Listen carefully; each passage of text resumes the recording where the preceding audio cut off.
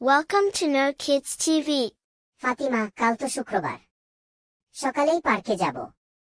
নতুন বলটা নিয়ে খেলবো। হ্যাঁ হ্যাঁ, আর আইসক্রিম খাবো। আম্মুকে বলেছি কাল যাবই।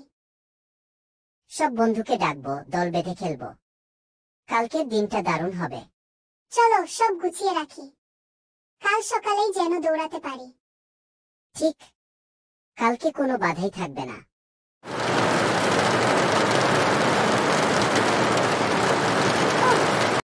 বৃষ্টি, আমাদের তো পার্কে যাওয়ার কথা ছিল।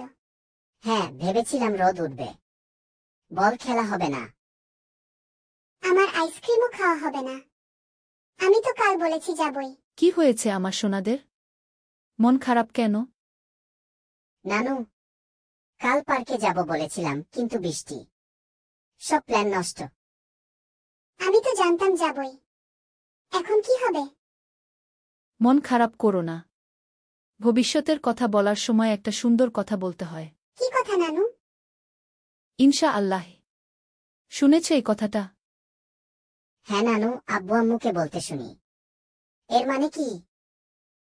ইনশা আল্লাহ মানে, যদি আল্লাহ চান।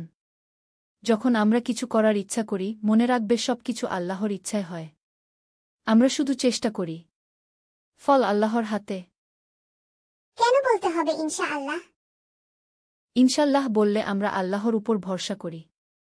যদি আমাদের প্ল্যান কাজ না করে, যেমন আজ বৃষ্টি, তখন হতাশ হই না। ভাবি আল্লাহ হয়তো ভালো কিছু রেখেছেন।